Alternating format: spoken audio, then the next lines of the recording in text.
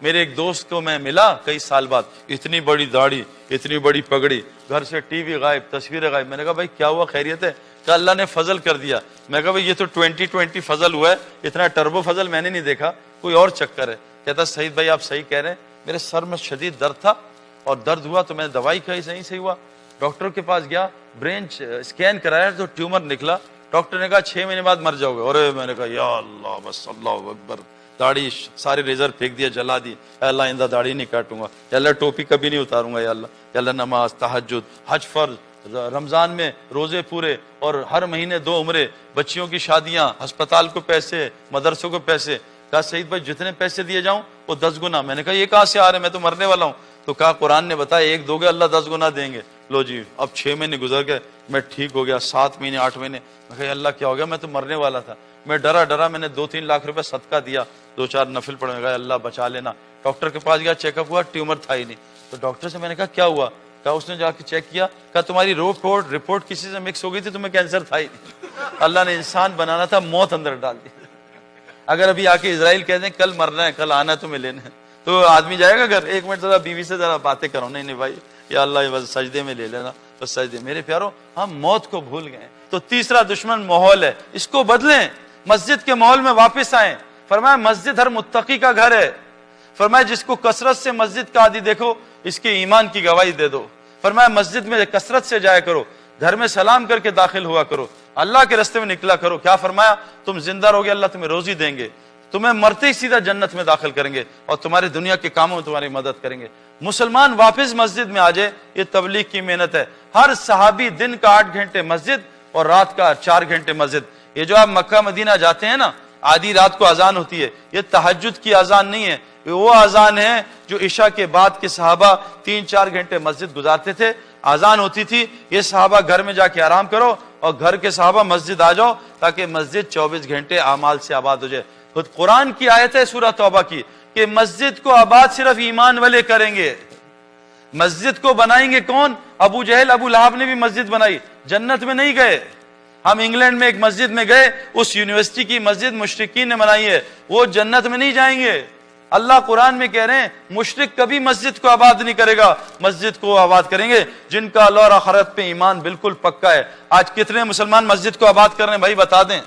99% کے پاس ٹائم نہیں ہے کہ میں اللہ کا گھر آباد کروں. زمین میں اللہ کا گھر مسجد, شیاطین سب شیاطین کے گھر بھرے اور اللہ کا گھر خالی ہے. ہمارے ملک میں مسجد خالی ہے, پاگل خانے, ہسپتال اور جیل اللہ نے بھر دیے. میں یہ فلم کے لوگوں سے ملا پاکستان کے, وہ بھی اذان کے وقت ناچنا گانا بند, چلو جی دوپٹہ لے لو, اذان ہو رہی. کیوں کہ اذان وہ وقت, اذان جب ہوتی ہے شیطان میلوں دور بھاگ جاتا ہے. ہم نئی دکان کھولتے ہیں, اس کو چھوڑ دیں, ہم رشتہ داریاں جوڑیں. حضور صلی اللہ علیہ وسلم فرمایا جو چاہتا ہے اللہ اس کو رزق کو زیادہ کر دے اور اس کی عمر لمبی کر دے, وہ رشتہ داریاں جوڑے اور ماں باپ کی خدمت کرے. میرے پیارو اللہ کے نبی نے قسم کھائی. میں ایک آدمی سے ملا حرم میں نے کہا, اس نے کہا سعید بھائی میں آپ کے لیے افطاری لاؤں گا. میں نے کہا نہیں بھائی تم غریب آدمی ہو, تم نہ لاؤ. کہا نہیں لاؤں گا, اتنی ساری اجوا, اتنی ساری کھجوریں, یہ گھر والوں کے لیے آپ کے لیے. میں نے کہا تیرے پاس اتنے پیسے کہاں سے ہے؟ کہا سعید بھائی میں آپ کو کیا بتاؤں, میں ایک مولوی صاحب سے مسجد میں سن کے آیا تھا ایک حدیث کہ اللہ کے نبی نے کہا تھا میں قسم کھاتا ہوں جو لوگوں سے مانگے گا سوال کرے گا اللہ اس کے فقر کو بڑھائے گا. آج ہم کتنے سوال کرتے ہیں, زبان سے نہیں تو اشارے سے کرتے ہیں, یار گھر میں ذرا کڑکی ہے, یار حالات خراب ہیں, اشارے سے کر دیتے ہیں. دل کا سوال کہ جو سوال کرے گا اللہ اس کا فقر بڑھائے گا. اور اللہ کے نبی نے قسم کھائی ہے جو صدقہ کرے گا اللہ اس کا مال بڑھائے گا. کہا سعید بھائی مجھے 2000 تنخواہ ملتی تھی, 2000 ریال. میں کیا کرتا تھا, میں نے روزانہ 10 ریال نکالے کہ روزانہ ایک حاجی کی خدمت کھانا کھلاؤں گا. میں نے 10 ریال روزانہ, 300 ریال باہر, باقی گھر بھجواتا خرچہ. کہا سعید بھائی 5-6 مہینے میرے پر ٹائٹ گزرے. اس کے بعد کیا ہوا, آج تک میں کسی کے طرف دوڑنا نہیں, مجھے روزانہ میری جیب میں کوئی 500-600 ریال ڈال دیتا ہے. اللہ کے فضل سے ایوریج مجھے اللہ 10,000 ریال بھجواتے ہیں 3,000 کی ٹکر میں, 300 کی ٹکر میں. 300 اللہ کو دیتا ہوں, اللہ اس کو 10,000 ریال کر کے بھیجتے ہیں. میرے پیارو ہماری لائن یہ ہے صدقے کی. علی رضا میں بیٹھے اور وہ ایک آیا سائل کہ علی کچھ کھانے کو دے, بہت دنوں سے بھوکا ہوں. کہا بیٹا جاؤ اماں سے کہو 6 دینار رکھوائیں, سارے کے سارے دے دے. لمبا واقعہ, دے دے. وہ جا کے دے دیے. तो अम्मा से कहा अल्लाह 60 देगा, 10 गुना देगा। अब वो गए, साहिल गया, यहाँ से एक साहबिया ऊंट लेके हजरत अली ने कहा अस्सलाम वालेकुम, वालेकुम, कहाँ जा रहे हो? कहा ऊंट बेचने जा रहा हूँ। कहा मुझे बेचोगे? कहा ले लो। कहा कितने में? कहा 140 में। कहा पैसे अभी नहीं, बाद में। कहा ले लो अली, कोई मसला नहीं। 140 में खरीदा, बांधा।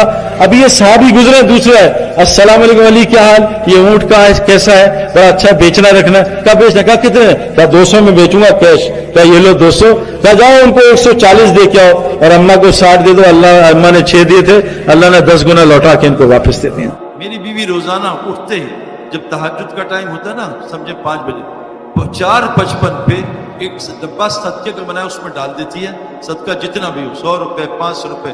मुझे ये, मैं आप मस्जिद में बैठा, मुझे सऊदी एक दोस्त ने फोन किया, सईद भाई मेरे साले को वो कोई बीमारी हुई है, वेंटिलेटर पे चला गया, डॉक्टर कह रहे हैं इसको होश आएगा तो ऑपरेशन करेंगे, फायदा नहीं। तो मैंने कहा आप मुझे कोई दुआ बताएं।